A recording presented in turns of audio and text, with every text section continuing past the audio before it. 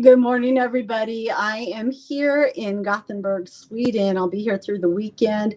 I will be ministering at the Holy Spirit Night in School of Supernatural with Terj and Helen Nordbo and Nordbo Ministries. And so I just came out of England. As a lot of you, if you've been watching my page, you saw that I've been in England. I was in London. I was in Oxford. And the reason I was there was I just felt like the Holy Spirit spoke to me that I needed to drop off in London for a little bit before this trip here in Sweden. And that I had some things to, he wanted me to pray out and, just do a little bit of intercession work. And plus I had some people I wanted to see as well. And so we scheduled this trip, and the timing, now that I look back, I'm like, the timing is just crazy. Okay. Just the timing of all of this. And it's like, we come in here, and first of all, it turns out it's their election, which I wasn't paying attention to. I should have.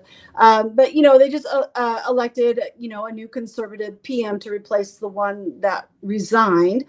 And then while we were there, it was just raining all the time. And I didn't know that they were in like absolute drought. And it pretty much broke while we were there. Not that I'm taking credit for that, but that's just, it was just the timing of it. And then, of course, as we have all been seeing, Queen Elizabeth passed away, which is like, she's a legend. Okay. And so we were like in the air when the announcement went out that we had heard that it looked like she was going to pass away.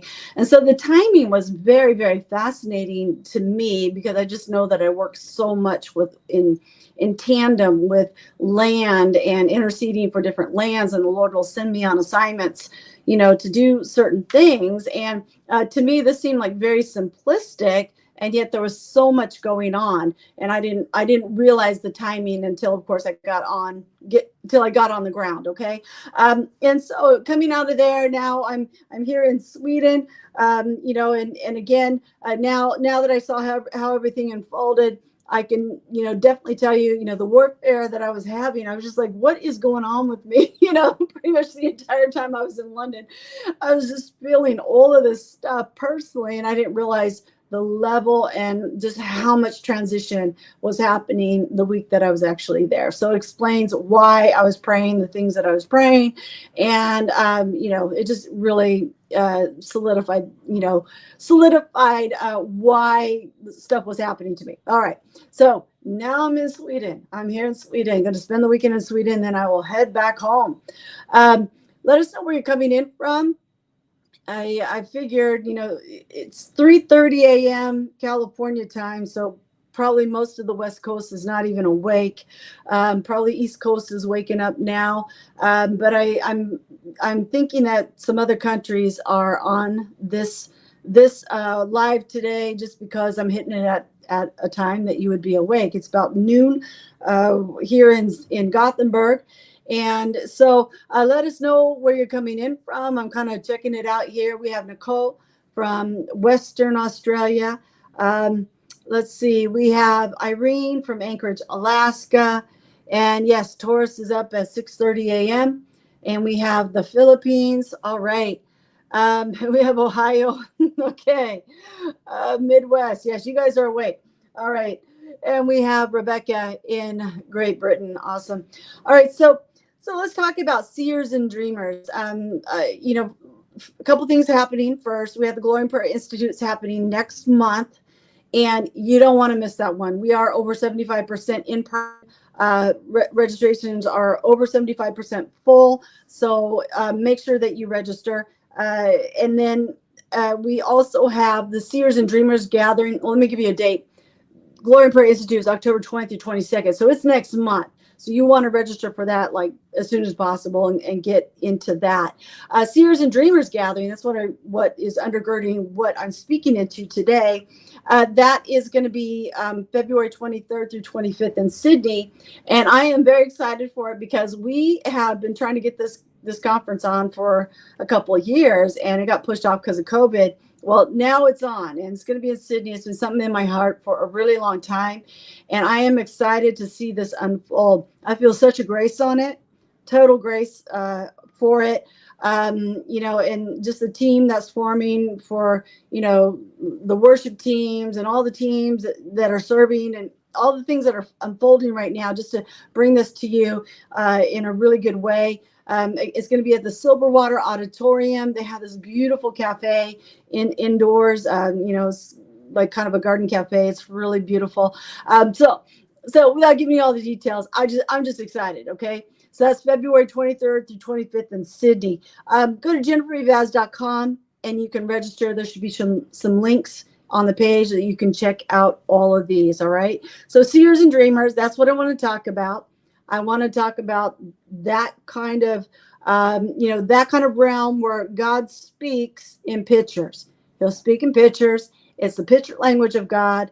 And, one of the things about seeing and dreaming, basically, essentially visions and dreams, I got really, really provoked into studying dream interpretation. This is what happened. There was a man in Christian media. He's quite prophetic, but he was in Christian media, and he knew everybody. And he sent me this email. And at the time, I was like an emerging prophet. I was an emerging seer prophet, starting to write books. I was starting to itinerate. Ministry for me was starting to extend past my church borders. And so I was learning how to navigate that. Well, I get this email from him. And this is a person who knows everybody. So they could have contacted people with much higher credentials than me. I don't know why they leaned over, send an email to me. I think the Holy Spirit just really prompted it. But anyway, they sent me this email and the headline was, can you interpret my dream? And so I read the email and the contents of it, pretty concise, a couple paragraphs. And it was obviously anointed. Is obviously something about the nation. I'm talking about the USA, something anointed. And the person wanted me to interpret the dream. And so I'm scanning through, the dream contents and I'm looking at it. And, to be honest with you, and this is, zeal and ignorance. Let's put it bluntly. It was zeal and ignorance. And I'm looking at the dream and I responded back pretty hastily. I didn't pray about it. I didn't use any sort of biblical process, biblical interpretation process, none of that. I gave this person my best opinion. And I said, I think your dream means X, Y, Z. And the person who was super prophetic and super experienced, wrote back and said, thank you. That's not it. And I was like, so embarrassed. I was so embarrassed, because I'm like, it was like my one chance and I blew it. And that's where I began to realize that visions and dreams are different. They're totally different. Okay. For me, visions, the Holy Spirit had trained me in visions. He trained me how to see. He would ask me, like he would ask Jeremiah and Amos, he would ask me, what do you see? And he showed me how to identify his voice, in visions all around us, throughout our day. And he showed me, how to interpret it. And I was really quite fluent in it. And I was helping people, identify the visions of the Lord that were going on in their world. They just didn't know how to identify it. And, for example, if you, get next to somebody and you'll see a little movie shoot off in your head to either like minister to them or say something kind to them or prophesy, I don't know, different things, or to serve them in some way. And you'll see these little movies sometimes, and they're so quick. There's no emotion. And if you don't know how to identify that, you will miss that the Holy Spirit just gave you a directive. You just had a vision from the Lord, but it's just so quick. Okay. And I was helping people to identify this stuff and even things that would come at them that was symbolic, really visions to me were quite simple and I felt fluent in it. I mean, you can always grow in it, of course.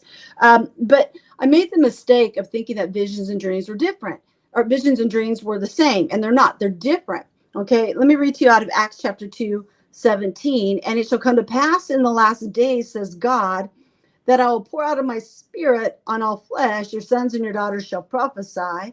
Your young men shall see visions, and your old men shall dream dreams. Now, I don't know who said it, but somebody explained it, that the reason there's an age differentiation.